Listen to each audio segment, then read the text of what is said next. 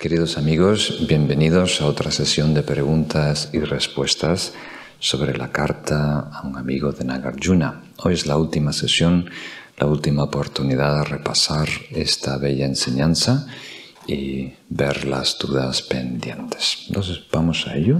Venerable Choki, por favor, presentamos las preguntas. Gracias, Khenpo-la. Estimado Khenpo Rinchen, gracias por sus enseñanzas. Saludos a todo el equipo paramita.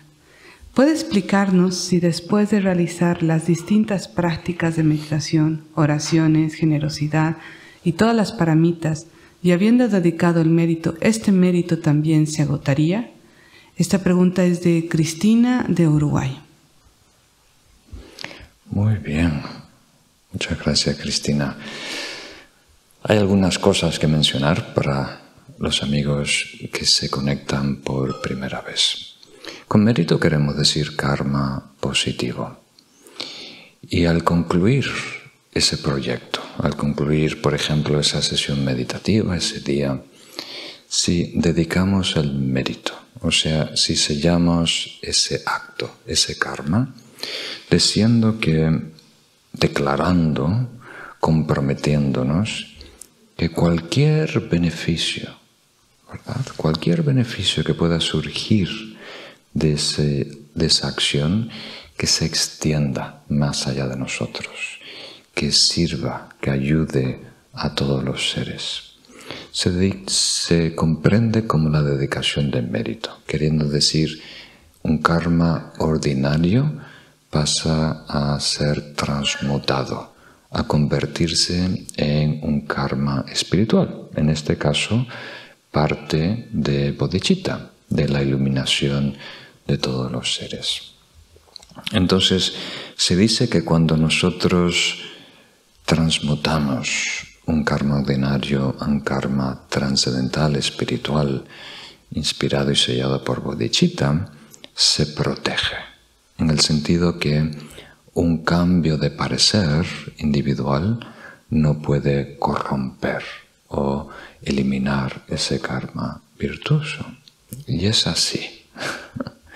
Es así en la medida, para responder a tu pregunta, en que nosotros tenemos acceso real a bodhicitta. En la medida que esa dedicación realmente designe ese acto como parte del gran proyecto de la iluminación de todos los seres. Entonces, eso quiere decir que hay una gama, ¿verdad? No es suficiente pronunciar las palabras. La liturgia, la oración, dedicación que recitamos es para ayudarnos, para facilitar que surge en nosotros el estado de bodhicitta, para purificar ese karma. Entonces, el mero hecho de pronunciar esas palabras ya tienen algo de peso.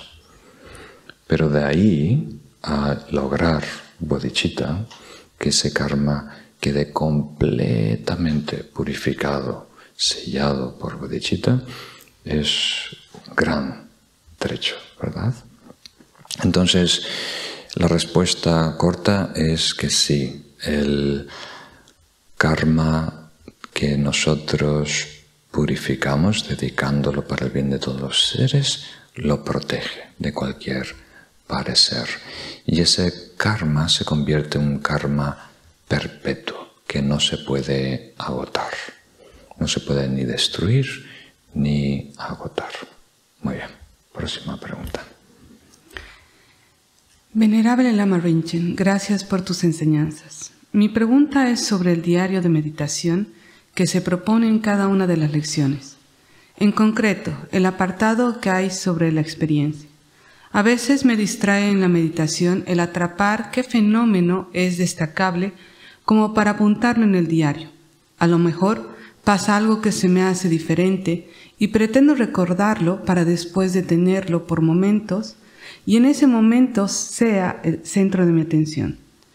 Y otras veces, al reflexionar, dudo sobre qué es importante darme cuenta en la experiencia de la meditación porque no quiero constreñir el avance de mis patrones, mis dogmas y mi ignorancia. ¿Cómo debo realizar esta tarea para un mejor aprendizaje y aprovechamiento? Esta pregunta es de Palmira, de España. Muy bien, Palmira. Sí, yo creo que es muy beneficioso tener un diario en donde vamos tomando nota de lo que transcurre en la meditación, cómo vamos avanzando, los problemas, las dificultades que se repiten, aprendiendo de nosotros, casi desarrollando nuestro experimento, y con cada iteración, ¿verdad?, con cada intento, vamos optimizando y mejorando. Ahora, la manera de hacerlo es post-meditación, una cosa a la vez. Entonces, cuando estás meditando, no hagas esa evaluación, no trates de tomar en cuenta o anotar mentalmente los puntos que consideras importante, porque eso se convierte en un obstáculo, ¿verdad? Y espanta, por decirlo así, la verdadera meditación. Entonces, cuando meditas, te dedicas solo a cultivar ese estado mental. Y cuando acabes, anotas lo que te recuerdes, ¿verdad?, de lo que tú consideras importante. Del lado positivo, una columna; del lado de mejoras, obstáculos, otra columna. Entonces eso es muy importante, porque nuestro objetivo en esta práctica, particularmente de shamatha, es lograr estados no conceptuales, en donde no estamos ideando lo que está transcurriendo. No hay un comentarista que está valorando, comentando. Estamos vivenciando directamente, ¿verdad?, ese estado y cultivándolo.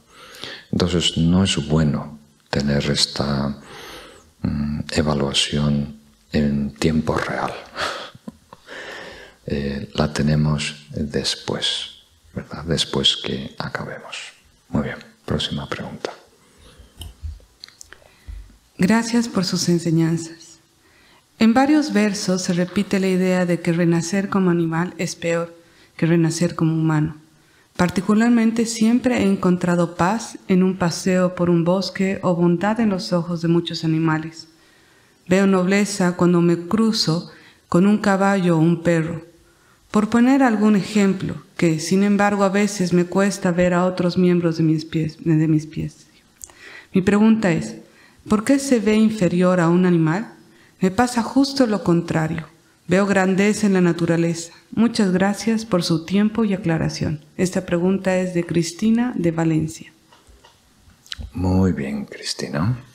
Pues desde una perspectiva es bueno lo que sientes, lo que percibes, pero es un poco romántico, ¿verdad? La idea de que la naturaleza en sí o los animales son más nobles que los humanos. Queriendo decir, es una perspectiva muy editada. Estás seleccionando algunos aspectos muy convenientes para, como diríamos, sentirte mejor por vivir en un mundo cruel, básicamente. Entonces, hoy en día, el animal a lo mejor más cercano a nosotros son los perros, ¿verdad? Los perros vienen de los lobos y los humanos fueron, como diríamos, seleccionando genes y características hasta que hoy hemos creado, básicamente por nuestras interacciones y selecciones, perros que son muy dulces, muy leales, gran compañeros, ¿verdad? Pero no todo lo que nosotros percibimos como nobleza lo es. leí hace poquito, el año pasado, un estudio en Inglaterra sobre mascotas y perros, ¿no? Entonces, cuando una persona muere, tiene un accidente, un infarto, y queda el cuerpo, ¿verdad? El difunto, el cuerpo, el cadáver abandonado en su casa, en su apartamento por algún tiempo, muchas veces su perrito que tanto quería empieza a comer el cuerpo, ¿verdad? Y en algunos estudios es por nerviosismo, ¿verdad? Cuando el perrito ve que su amo no responde, empieza a lamber la cara, los ojos, y ese nerviosismo empieza a poder que ellos empiezan a morder partes de las manos y la cara que antes sentían respuesta, cercanía, ¿verdad? Pero en algunos casos el perro no es por nerviosismo, simplemente empieza a comer a su humano y sin pasar mucho tiempo, antes que tengan mucha hambre. Entonces quiere decir que nosotros estamos antropomificando el mundo, estamos atribuyendo características humanas a la naturaleza y a los animales que no la tienen. Por eso ven en las redes sociales que se comparte un conejito, un gatito o una serpiente que coincide que con ese reflejo tiene una sonrisa o una mirada piadosa. Pero no es que eso es una expresión de una emoción en ese animal, sino estamos interpretando, ¿verdad? Esa mirada con nuestra perspectiva humana, atribuyéndole una emoción que realmente no la tiene, ¿verdad? Entonces, la naturaleza, el reino animal es muy cruel, es devastador. Y no es mi opinión, solo tienes que abrir los ojos para verlo. Y a mí me impactó mucho cuando estuve en retiro en Nepal. Estuve aislado en una celda, en una habitación, meditando, sin salir afuera, y tenía una ventana que daba a unos árboles. Entonces, para distraerme, al principio del retiro, que uno necesita un poco de estimulación, veía el paisaje y siempre aterrizaba unos pajaritos en el árbol de al lado. Y su canto era maravilloso. Y tú ves un pajarito y viene una sensación, qué libertad, ¿verdad? De poder volar a donde tú quieras, ¿verdad? Te puedes desplazar a donde tú quieras, tienes toda la libertad del mundo. Pero en la medida que progresaba mi retiro y podía ver con menos filtros, vi que estaban en agonía total, ¿verdad? Que estaban en miedo, en paranoia por ser atacados por halcones o águilas. Estaban continuamente, nerviosamente, buscando a su alrededor la amenaza, ¿verdad? No estaban tranquilos ni un segundo. Estaban sintiendo peligro existencial cada segundo, ¿verdad? Esa es la realidad. Entonces, tenemos que tener cuidado que no imponemos nuestra visión humana sobre la naturaleza y que no pintemos con una brocha de color rosa, ¿verdad? Una realidad que es muy cruel, de supervivencia. Incluso los predadores apex, ¿verdad? Que no tienen nadie que les amenaza, cuando envejecen, apenas envejecen, ya se convierten en una víctima, ¿verdad? Por su propia especie o por otras especies que van a comerle, ¿verdad? Entonces es muy cruel Y prueba de eso es que los animales en cautiverio, en los zoológicos, viven más que los animales en la naturaleza, viven más años. Entonces, la existencia de los animales desde esa perspectiva no es tan diferente a la humana. Nosotros también corremos peligro, ¿verdad? Y estamos constantemente amenazados, pero a la vez nuestra existencia humana es privilegiada porque tenemos la habilidad de comprender, de analizar, de discernir. Nosotros podemos crear karma consciente y voluntario. Podemos iniciar un movimiento volicional. En vez de actuar instintivamente, nosotros podemos elegir el rumbo de nuestra vida, ¿verdad? Y eso cambia todo. Por eso los grandes maestros, el propio Buda, dijo que en el universo la condición óptima para el desarrollo espiritual es la humana, porque se encuentra en el sitio tibio del universo, donde no estamos abrumados por sufrimiento agudo, ¿verdad?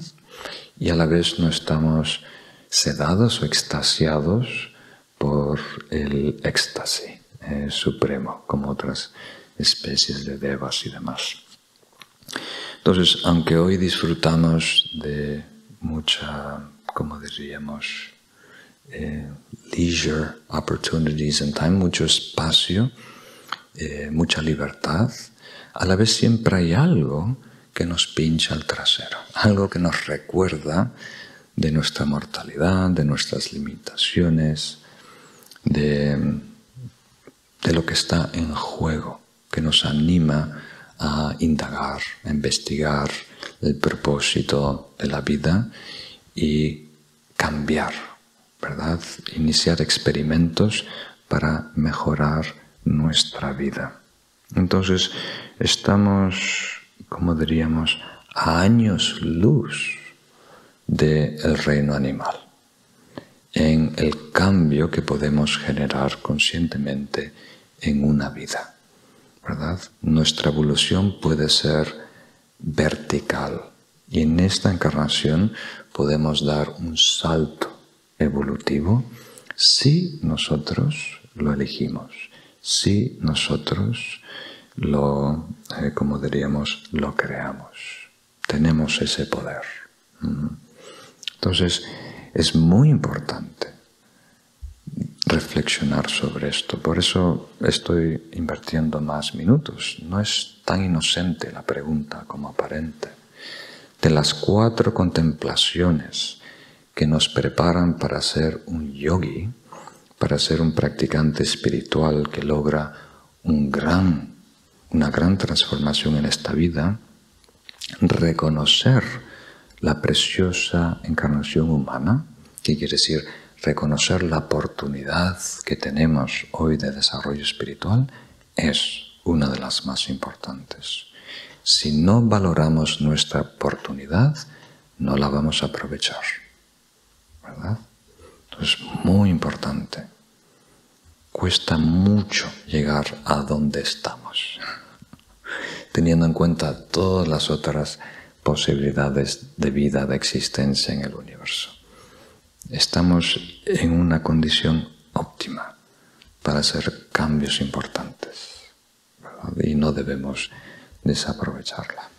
Muy bien, próxima pregunta. Venerable Khenpo Rinchen, querido maestro, se me genera una pregunta en relación a medios de vida correctos y a los principios que no debemos renunciar y a la aplicación de las normas sociales o jurídicas.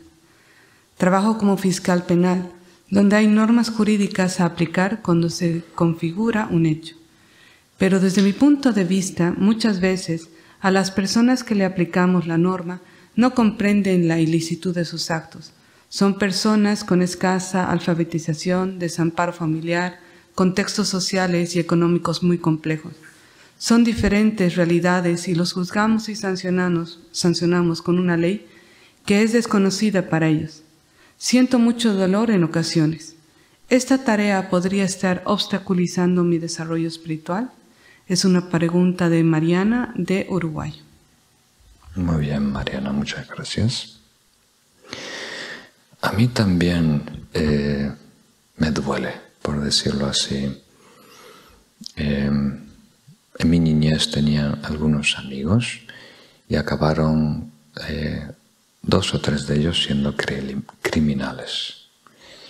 Y eran buena gente, o sea, chicos sanos y muy inteligentes, pero su condición familiar era tan, como diríamos, tan grave que había poco margen, ¿verdad?, para ir por el camino bueno, correcto, positivo y llegar a reconocer y aprovechar su potencial. Entonces es muy desafortunado que en el mundo hayan tantas personas en situaciones tan trágicas, en donde la posibilidad de éxito, de salir adelante, de ser una persona buena y sana y contribuir, es tan difícil. Es una lástima. Entonces, a la vez, el crimen tiene que estar sancionado. Tenemos que proteger a la sociedad de los criminales. Entonces, aquí deberíamos hacer una distinción. Creo que nos va a ayudar y puede ayudarte a aclarar esta duda que tienes. Hacer una distinción entre el crimen y el criminal, el acto y la persona. Entonces, debemos atender esa injusticia, esa corrupción, ese crimen, ¿verdad? Y debe haber un mecanismo para proteger a la sociedad de esos crímenes, el potencial que esa persona pueda causar daño en el futuro. Pero también tiene que haber en el sistema penitenciario la posibilidad de recuperar a ese individuo, ¿verdad?, como un miembro de la sociedad. O sea, no debemos condenar, no debe haber una condena moral absoluta de ese individuo, que es malo ahora y será malo siempre. Si no creemos que una persona puede mejorar, estamos diciendo lo mismo de nosotros. Tenemos que creer en el potencial humano, que todo ser puede mejorar, que puede lograr la agudedad. Y tenemos en nuestra tradición tibetana, hay el ejemplo de Milarepa, que es uno de los yogis o realizados más famosos de la antigüedad. Y él fue un criminal, por condiciones también familiares. Asesinó, ¿verdad?, por magia negra a más de una docena de sus parientes, ¿verdad? Entonces, a través de su práctica espiritual pudo purificar ese karma negativo y pudo convertirse en un santo, para falta de mejor palabra, en una persona completamente pura, sin la más mínima maldad, y aportó mucho bien a millares y millares y millares de seres. O sea, su legado sigue beneficiando hoy en día millones de seres. Entonces es un ejemplo de un cambio dramático. Y en la vida del Buda se señalan varios de sus discípulos que lograron hacer este cambio dramático, de la persona más tacaña pasar a ser la persona más generosa, de la persona más, como diríamos, adicta a la persona más ética, de la persona más violenta a la persona más pacífica, ¿no? Entonces tenemos esa amplitud en nuestra mente para lograr hacer ese cambio. Nuestra mente no tiene una naturaleza inherente, ¿verdad? Todo es condicionamiento externo, ¿verdad? Lo tenemos que ver casi como toxinas dentro del sistema de la mente que se pueden purificar. Entonces, el papel que tú desarrollas es importante y necesario para la paz, el orden en la sociedad. Lo único que tenemos que tener cuidado es de no imponer esa condena moral que imposibilita al individuo recuperarse, ¿verdad? Y es un mecanismo que muchas veces usamos también para elevarnos por encima de los demás. Siempre tiene que haber un desgraciado, miserable diablo en el mundo para nosotros ennoblecernos, ¿no? Entonces no queremos caer en esa trampa. Pero a la vez tenemos que cumplir con la ley. La ley no es perfecta, pero utilizamos lo mejor que tengamos en la ley para aplicar justicia, que no quiere decir una penitencia moral, quiere decir cómo organizarnos con la sociedad para vivir en armonía, ¿verdad? Y proteger de la sociedad las personas más dañinas o violentas, sabiendo todo el tiempo que no hay, como diríamos, responsabilidad absoluta, culpa absoluta, porque nadie que esté completamente consciente puede causar daño a los demás y a sí mismo, ¿verdad? Siempre hay algo de ignorancia y confusión en el sistema. Muy bien, próxima pregunta. Venerable Lama Rinchen, gracias por todas sus enseñanzas y por la paz que trae a nuestras vidas. Mi pregunta está relacionada a la generosidad. Cuando practico la generosidad me encuentro frente a un dilema respecto a la reciprocidad. Según la ciencia, especialmente la psicología, la reciprocidad es considerada fundamental, puesto que es la base de toda conciencia social. Sin embargo, ese concepto se opone al concepto de generosidad según las enseñanzas del budismo. Mi pregunta ¿es posible ser generosa y a la vez considerar el concepto de reciprocidad con los otros? ¿O la clave es ser generoso y olvidar por completo la cuestión de si es aquellos con los que somos generosos luego son con nosotros? Gracias. Es una pregunta de Sofía de Uruguay. Muy bien, Sofía, muchas gracias por esta pregunta.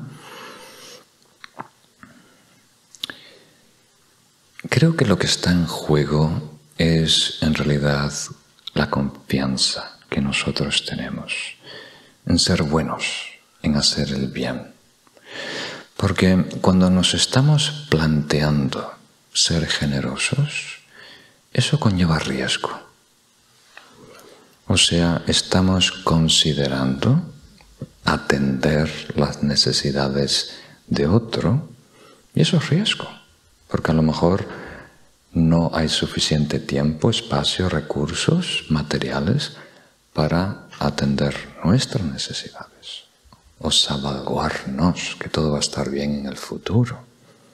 Por eso hoy en día tenemos en nuestro armario más ropa de la que necesitamos, más zapatos de lo que necesitamos, más bufandas que cuellos, ¿verdad? Porque exageramos el riesgo, ¿verdad? No tenemos tantos años de vida para gastar la ropa que ya tenemos en el armario, ¿verdad? Pero si alguien necesita ropa, eso es un riesgo para nosotros, ¿verdad? Entonces, ¿qué apacigua ese riesgo, verdad? La confianza de que vamos a estar cuidados, salvaguardados. Entonces, si no tenemos confianza por sabiduría, por comprender la realidad, por comprender, por ejemplo, la interdependencia, por comprender la ley del karma, entonces nos tenemos que respaldar en el contrato social, ¿verdad? Yo me comprometo con esta persona y esa persona se compromete conmigo. Y eso ayuda a reducir ese riesgo, esa ansiedad, ¿verdad? Entonces, ese contrato social, ¿verdad?, puede ser acordado como en matrimonio, como en un clan, como en una tribu, o simplemente puede ser por experiencia, como tú dices, ver la reciprocidad, si esa persona responde a nuestras atenciones, a nuestra, como diríamos, acciones voluntariamente generosas. Entonces eso nos da más confianza de arriesgarnos en el futuro. Mira, esta persona me pidió que la ayude en una mudanza, ¿verdad? Y tú te pasas todo un domingo levantando sofás, pianos, ¿verdad?, haciendo esta mudanza. Y después, cuando a ti te toca mudarte, esa persona la llamas y está ahí muy atenta, la primera que se pone presente con guantes para ayudarte. Entonces eso te da más confianza, ¿verdad?, de que tú puedes atender cualquier petición de esa persona porque esa persona va a atender cualquier petición tuya. Ahora, esa relación es muy, como diríamos, personal. La confianza se basa en ese vínculo interpersonal, ese contrato social. Pero en la medida que maduramos en el camino, comprendemos que no hay mejor mecanismo de reciprocidad que el karma, ¿verdad?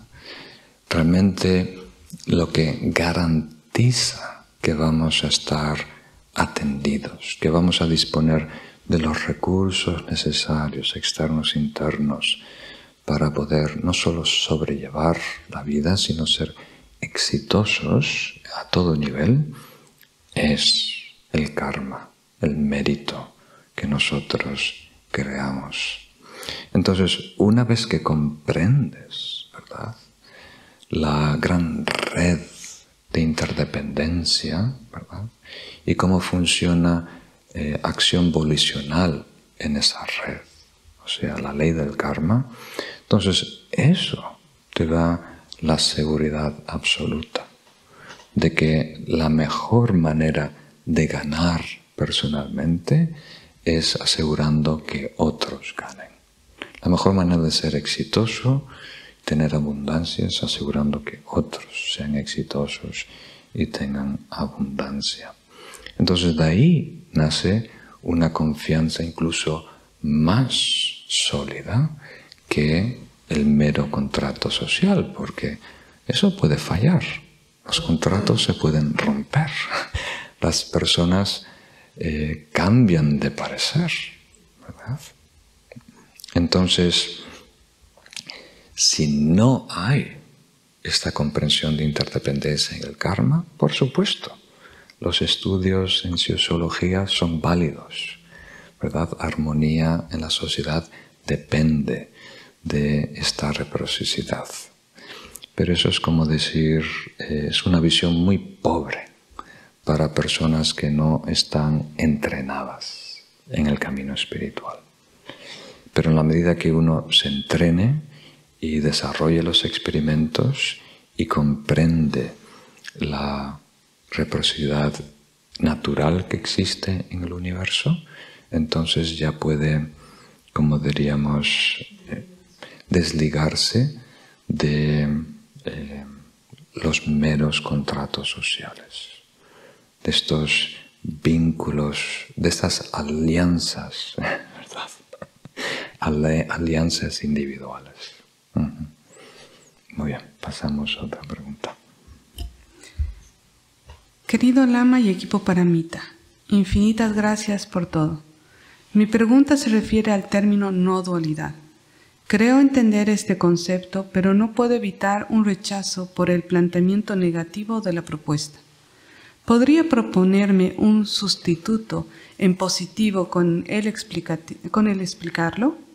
Muchísimas gracias por sus enseñanzas. Es una pregunta de Fernando de Sierra de Cazorla. Muy bien, Fernando. Esto es una pregunta muy difícil.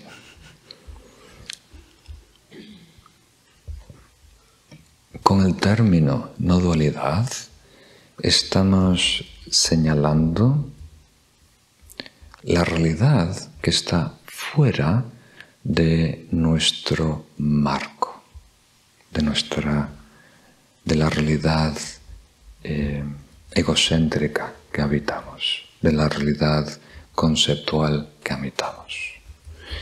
Entonces estamos eligiendo una flecha que desmantele, que neutraliza las incoherencias de nuestra cosmovisión, ¿verdad? Entonces, ningún término que usemos va a ser perfecto, ya que simplemente un dedo, una flecha que está indicando hacia dónde, ¿verdad? Tenemos que encaminarnos para encontrar una realidad no distorsionada, la realidad natural. Entonces, hoy en día vivimos en una simulación virtual. No estoy hablando de esa conspiración muy popular hoy en día, que estamos todos enchufados en un Matrix y hay un super alien que está de alguna manera jugando un juego muy divertido de Sims con nosotros. No estoy hablando de esa paranoia, sino que nosotros mismos estamos, ¿cómo diríamos?, reconfigurando, ¿verdad?, las percepciones y creando un modelo para que esas percepciones tengan coherencia y rellenando todos los huecos, ¿verdad?, que nuestros sensores no pueden captar. Entonces nosotros estamos reproduciendo la realidad en nuestra cabeza, con conceptos, con iconos, con avatares, ¿verdad? Estamos creando una simulación de lo que es la realidad.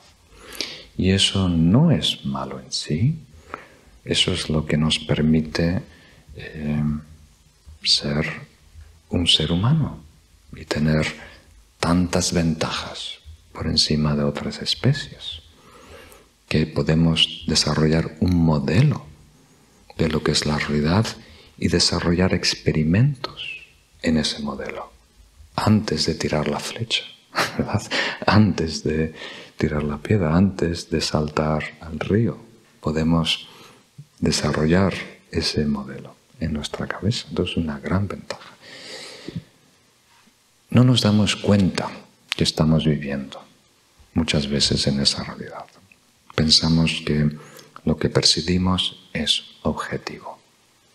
Y es nuestra reproducción subjetiva de la realidad objetiva, ¿verdad? Esa es la diferencia. Entonces, este modelo exagera la distancia entre sujeto y objeto. E incluso crea una separación, desvincula el aspecto subjetivo, la conciencia, de lo que percibe esa conciencia, cuando en realidad es algo coproducido. La realidad que habitamos, que percibimos y experimentamos, está coproducida por la conciencia, la mente, que la percibe, la define y después la juzga, básicamente. Entonces, hoy en día le atribuimos existencia inherente a todo lo que vemos. Por ejemplo, si vemos esta maceta, justo elegí algo pesado. Esta maceta, esta planta, estas flores rojas, parecieran que tienen vida propia, que existen independiente de mí. Pero yo estoy coproduciendo estas flores, ¿verdad? Estoy, como diríamos, reificando la percepción de mis sensores.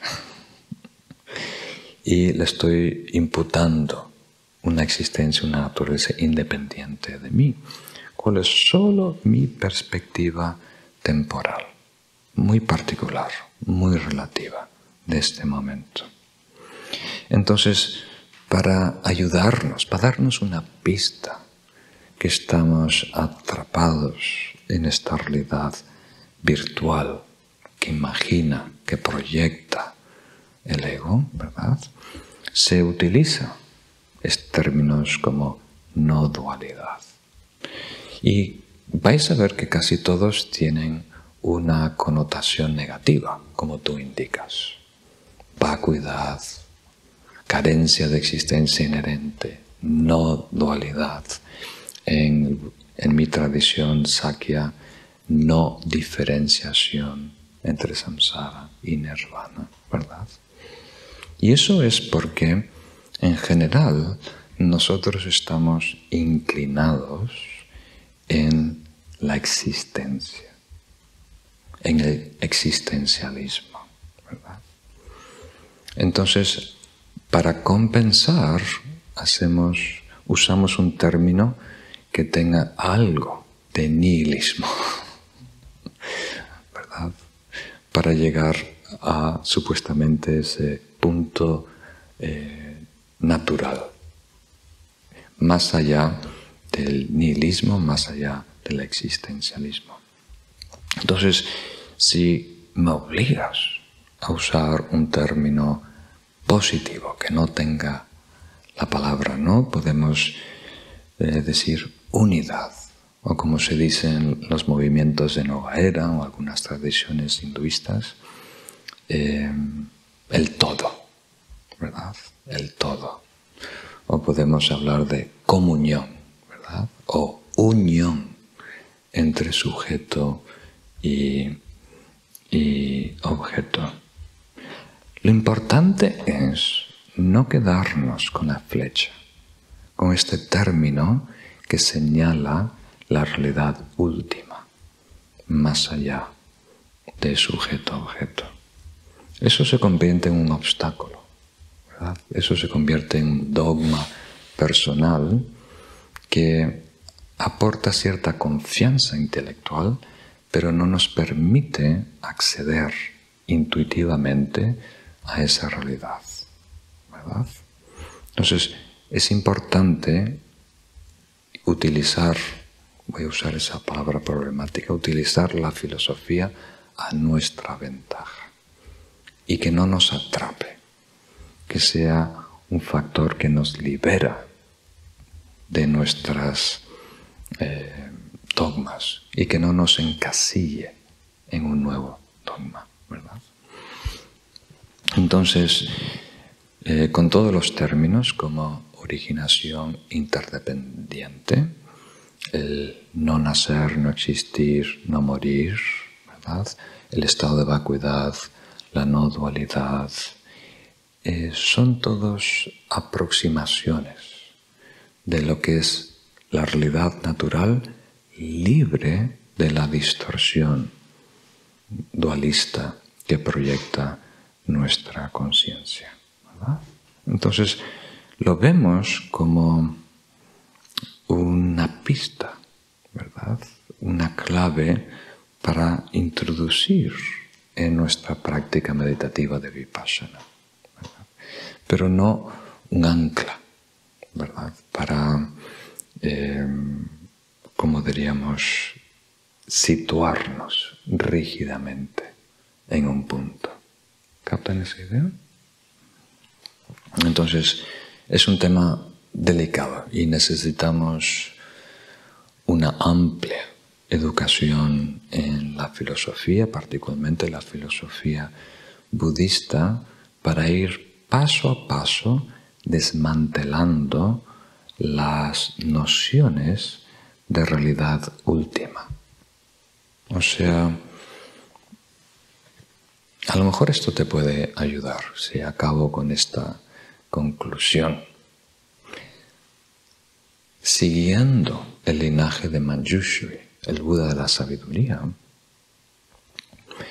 tenemos que, con la espada ardiente de la sabiduría trascendental, cortar y eliminar todas las nociones erróneas, todas las posturas limitadas, todo lo que nosotros podemos concebir como verdad, hasta llegar a estar completamente libres de nociones abstractas de lo que es la verdad, y estamos al precipicio, ¿verdad?, al borde de esa frontera para experimentarla intuitivamente. Ese es el linaje de Vipassana de Manjushri. Y por otro lado, Maitreya utiliza analogías, como diríamos, contradictorias. Una analogía que nos obliga a superar la mente conceptual, casi al estilo de un koan, ¿verdad? Un koan japonés del Zen, en donde algo tan simple como habéis escuchado cuál es el ruido de una mano aplaudiendo, ¿verdad? O a uno que me gusta a mí es: si encuentras al Buda, mátalo, ¿verdad? Y suena horrible, ¿no?, ¿verdad?, para un budista, pero eso quiere decir, si concibes al Buda, si tienes una idea abstracta, ¿verdad?, una idea, una noción, si creas un avatar del Buda, entonces mata ese avatar, porque nunca estuviste tan lejos de encontrar al Buda, hasta que tú dibujaste el Buda en tu cabeza y te enamoraste con ese dibujo. Entonces, muy interesante. Eso nos ayuda a, como una metáfora de acercarnos a ese punto no dual, más allá de las ideas del bien y el mal, del sujeto y objeto. Muy bien, pasamos a otra pregunta. Sobre lo que el Buda dijo al yogi errante cuando le iba a hacer la pregunta. A mí me aflige cuando me cuestionan algo sobre mi comportamiento de forma crítica y no encuentro cómo reaccionar mejor. Entonces, al escuchar esta lección, pienso en cómo se podría elegir mejor la forma de reaccionar. Si con otra crítica pregunta, un silencio, si con una palabra o dando una larga explicación. Esta pregunta es de Laura de Valencia. Muy bien, Laura, muchas gracias. Creo que una de las opciones no era crítica pregunta, era simplemente pregunta. O sea, el Buda estableció que hay 4 maneras de responder. Una es con una respuesta breve, otra es con una explicación detallada, otra es con una pregunta a la pregunta y otra es con silencio, ¿verdad? El silencio es una respuesta válida que muchas veces beneficia, ayuda a la otra persona. La clave no está en responder a la pregunta ¿cuál es la mejor respuesta? La clave está en tener libertad para elegir la mejor respuesta. Normalmente no disponemos de esa libertad. O sea, estamos casi obligados a responder de la misma forma que nos viene la pelota, como si estuviéramos jugando al tenis, ¿verdad? Con el mismo efecto, ¿verdad? O con el efecto contrario. Entonces, en la medida que nosotros tengamos una autoestima sana y ese comentario no nos amenace o no nos seduce, si es una alabanza, la medida que nos autosostenemos, ¿verdad? Hay una autoestima sana donde nos autovaloramos, ¿verdad? Entonces, y tenemos atención plena, tenemos amor que no nos hace tan reactivo, tenemos una visión panorámica de lo que está pasando. Tenemos toda la libertad del mundo para elegir qué decir, cómo decirlo y cuándo decirlo, ¿verdad? Entonces, lo que queremos es ganar esa libertad, ¿verdad? Y en algunos cursos mencioné una anécdota otra vez, que es casi como una imagen. No sé si va a ser útil para ti porque es un relato de una experiencia más que una conducta, ¿verdad? Casi una sensación, pero puede ser útil, lo puedes experimentar en algún momento. Entonces yo me encontraba en una reunión familiar con muchas personas, ¿verdad? Una mesa muy larga, 20, 25 personas. Y había más o menos ese mismo número de conversaciones simultáneas, ¿verdad? Y un espacio muy apretado, voces muy altas, ¿verdad? Gritando, conversaciones cruzadas, algunas chistes, algunas burlas, algunas exigencias, algunos monólogos, ¿verdad? Hay muchas conversaciones simultáneas, ¿verdad? Y sin darme cuenta, ¿no? Me incliné con la silla hacia atrás. ¿Sabes esas sillas fuertes de madera que te puedes inclinar? Y en ese momento tuve la sensación que salía de una burbuja, salía casi de una membrana pegajosa, emocional, ¿verdad? Y estaba en el mismo sitio, ¿verdad? Pero esos centímetros, ¿verdad? A lo mejor inclinación, me dio la perspectiva de no estar empapado emocionalmente, de no estar enchufado emocionalmente, de no estar, como diríamos, atado, ¿verdad?, a esa línea de conversación. Entonces, desde esta perspectiva, tengo todo el abanico de posibilidades en este momento de cómo participar. ¿Cómo, cuándo y de qué manera? ¿Verdad? Puedo llamar la atención a esta persona y hacer un poco de burla. Puedo exagerar mi plato vegetariano y hacerlo lucir, invitar a todos que prueben. Puedo cambiar el tema y empezar a hablar de un artículo de arte o una investigación de arqueología que hay en este lugar. Puedo resaltar una noticia, puedo responder a alguien, ¿verdad? Puedo ver a alguien que no está hablando y hacerle una pregunta para incluirlo en la conversación, ¿verdad? Puedo mantener el silencio y saborear el próximo mordisco. Tengo todo el abanico de posibilidades y yo estoy en control, yo estoy decidiendo cuándo participo y cómo participo, ¿verdad? Entonces me he desvinculado de esa economía emocional. Tengo ahora mi propio sistema, ¿verdad?, de valores, de incentivos, ¿verdad? No estoy obligado, presionado a responder a este ritmo, a este tono, a este volumen, ¿verdad? Yo decido. Entonces eso es muy importante, tener ese espacio emocional, esa distancia atencional para poder elegir, ¿verdad? ¿De qué manera participo? Siempre hay que participar, pero sin reacción impulsiva, ¿verdad? Muy bien. A lo mejor podemos concluir aquí, ¿os parece?